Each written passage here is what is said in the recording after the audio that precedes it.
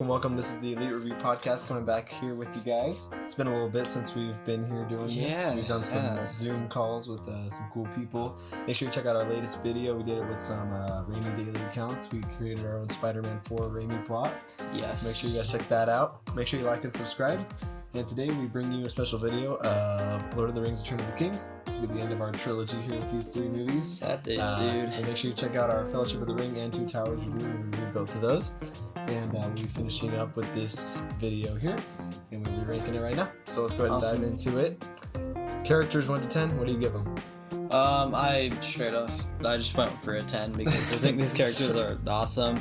They are. I think they're very much improved from the last movie, but I'd say they're maybe a little, I don't know if I like them more in this or Fellowship. I gave this one higher just because it has Gollum. Yeah.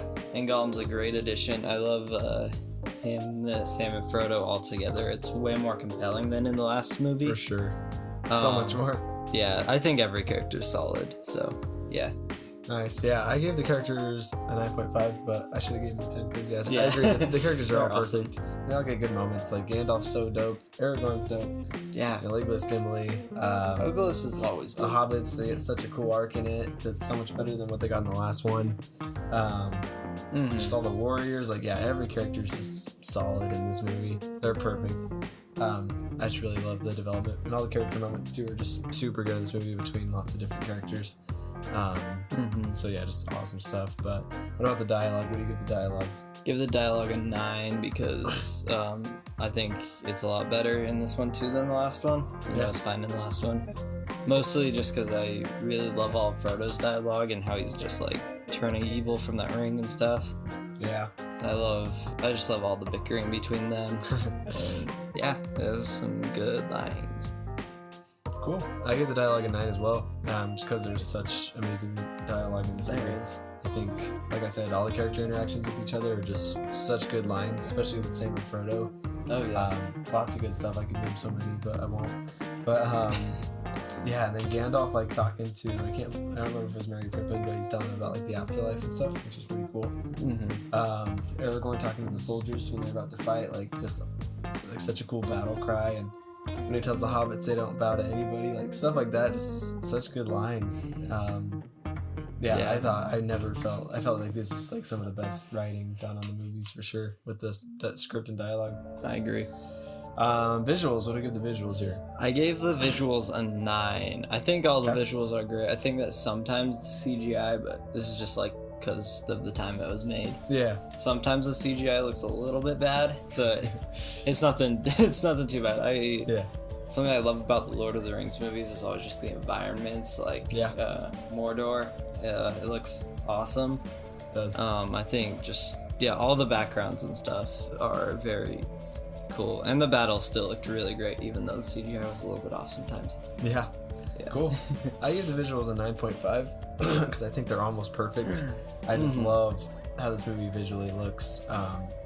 Just with the castle they're at pretty much the whole time. It's such a cool place, cool. And I love the visuals of just the Eye of Sauron and going up that volcano there into the lava.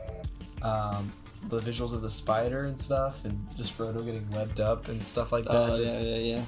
Really cool visuals. I love the little light thing they have to fight the spider, and Smeagol just looks creepier than ever in this one. He does. Him biting off his finger, and just he's all bloody on his hand and stuff. I don't know. Really it's just such cool visuals. When the eagles come in and stuff, and they're fighting the dragons, it's so cool. Gandalf too, it just looks awesome, per usual. I love seeing Gandalf the White. And then Aragorn too, just when he gets his full suit on and becomes king and stuff. Just he looks really cool. I love his ceremony, how it looks and stuff, and even at the end, when they make it back to the Shire and Frodo says bye and everything, it's still just such good looking stuff.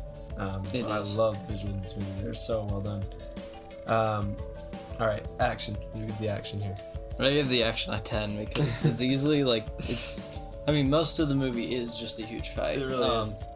But yeah, there's definitely more action in this than in the other two, and it's done super well. I love the whole battle with all the armies and stuff, and they're all coming in. I love Legolas climbing onto the elephant thing. It looks so sick. Oh yeah. And I always thought that the guys who like ride on the dragon things are like so cool. Oh yeah. And like just when he's like swinging the thing around. The mace, yeah. Yeah, it's all really cool. And then the fight with Gollum and Frodo, where he bites off his finger. It just has some really good action. Oh yeah. Cool. I gave the action a 10 too because I just think it's perfect. It's easily the best action in all 3 movies. Oh yeah, Two Towers easily. has some pretty cool action too, but this one just is times 10. Like I just feel like they put everything they could into that action there. Was just showing it and just all the battles that It's happen. like the end of the Two Towers, but like for most of the movie. Yeah. And like him bringing the dead army in and they just come and wipe out everybody. So cool. Yeah, just seeing all the elephants getting knocked down in creative ways and seeing that girl fight that guy off the dragon with his mace and stuff, and then Pippin or Mary helping her out. So cool. And then just the action with, like I said, all the spider stuff with Sam fighting the spider is so.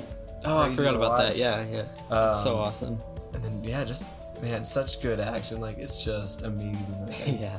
They did it so well. It looks so real. Like all the prosthetics and stuff are just so good, and it's just such cool action in this movie. It's way amazing.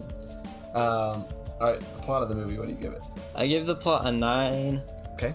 I feel like this movie is just like it's a part 3, so it's just like finishing off what we already built up in the last 2 movies. Yeah. So it's not like an amazing plot.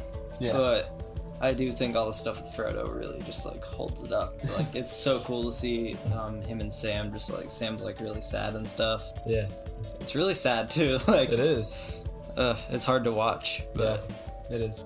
Yeah, and then you got the whole battle and stuff. So it's not like a huge plot-wise movie. It's more action-based, but yeah, it's still really good. Yeah, cool. I went for an 8.5 with the plot, kind of for that same reason, where it's not much of a plot.